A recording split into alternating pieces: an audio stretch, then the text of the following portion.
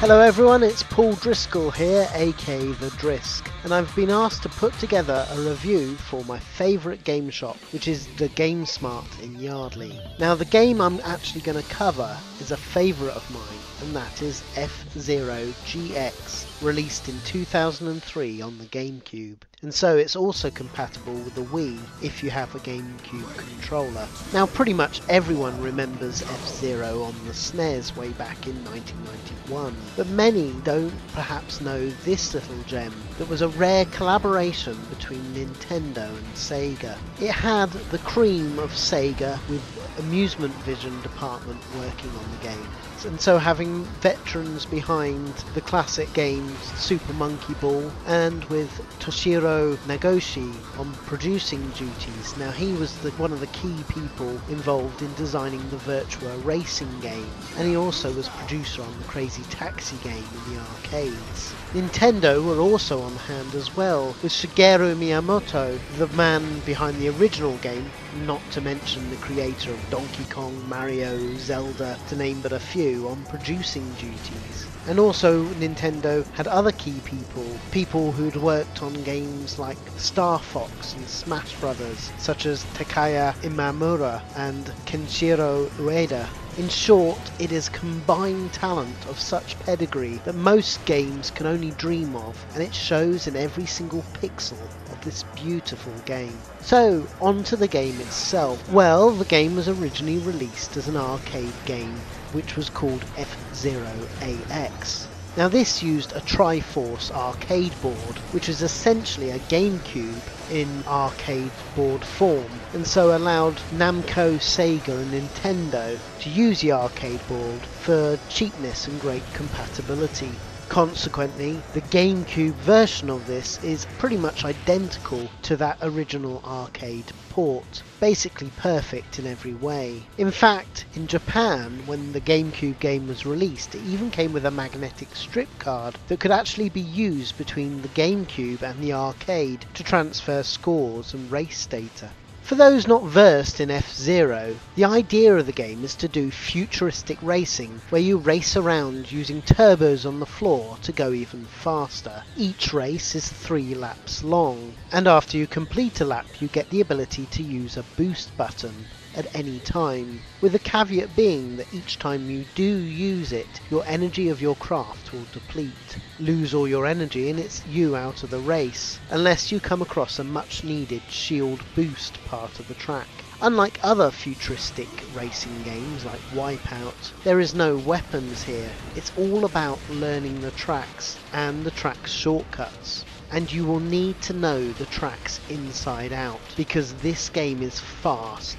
Very fast, and it's as tough as hell, with you more often than not crashing before completing the race. But the game is stunningly beautiful, and still in my mind one of the most beautiful looking games ever produced, with imaginative track designs and sublime controls that always make you feel just about in control, or at the very least knowing that it's your fault as you go yet again crashing off the course. I've never really played a game that gives you that amazing sense of speed and depth to truly master each track as this game does. Not only is the GameCube version a great port of the arcades, but it's also very generous with plenty of different play modes for you to enjoy. Alongside the main Grand Prix mode, you will find the time trial mode that allows you to just race yourself and a ghost car, a practice mode that actually lets you choose any track, how many racers are on that track, and how many laps you want to do. But one of the nice extra features of this game is the full-blown story mode option. This is where you play the hero of the original SNES game called the Blue Falcon, who's now a character down on his luck, and you play his redemption story that brings him back to his former glory. This story mode, interspersed with great movie clips and background to the racers, really does add much variety and fun to this game.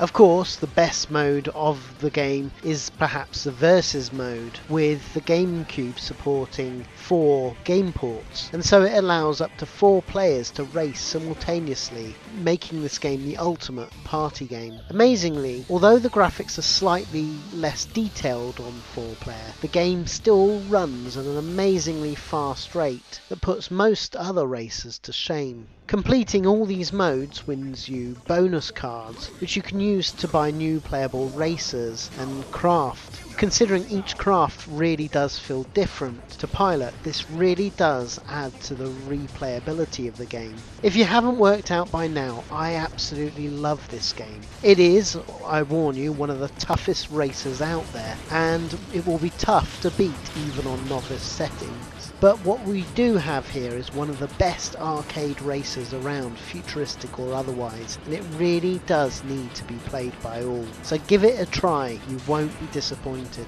Now that's what I thought about it, but what did magazines of the time think about it? Well, IGN gave the game 9.3 out of 10, saying, "There's a couple of minuscule issues to speak of here, a few less than spectacular tracks, a daunting difficulty, but those noted FZero GX is still one of my favourite racers this generation by far. Its sense of speed is unparalleled, its control mechanics unmatched, its level design mesmerising, and its graphics and audio presentation superb. Meanwhile, its exclusive new story mode, full of great FMV cutscenes and very difficult courses, is wholly entertaining from beginning to end.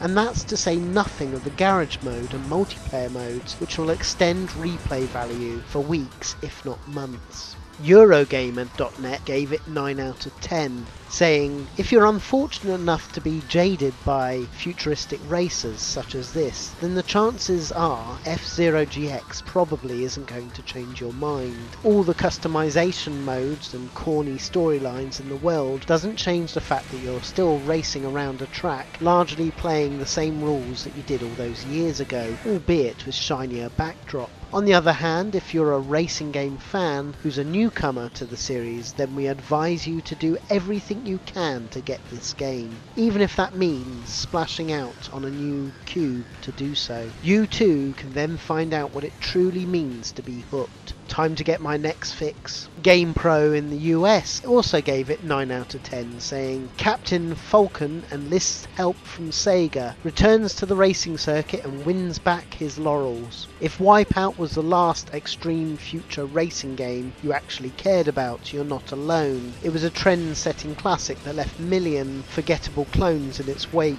that quickly and efficiently killed any interest you might have in any future extreme future racing game. Prepare though to have your interest revived and renewed." Finally, Edge gave the game 8 out of 10, saying, "Those with F-Zero friends will find the multiplayer races enough to sate competitive appetites. While some detail and scenery is removed, especially in the 4-player variant, it clips along at the same startling speed." No one expected a radical departure from the F-Zero heritage, but the surprise here is that Amusement Vision has bettered the previous Nintendo developed versions. F-Zero GX represents yet another reason to keep faith in the Gamecube. So in short, this game is a classic, and really you should go and play it today.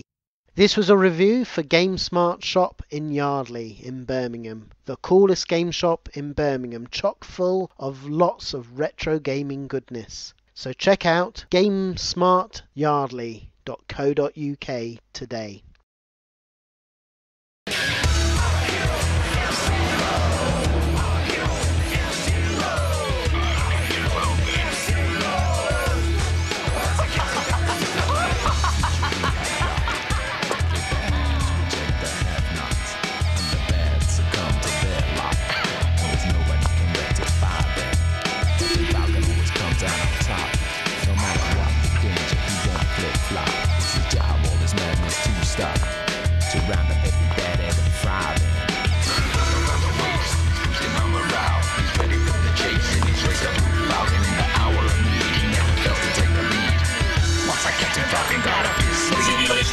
Like a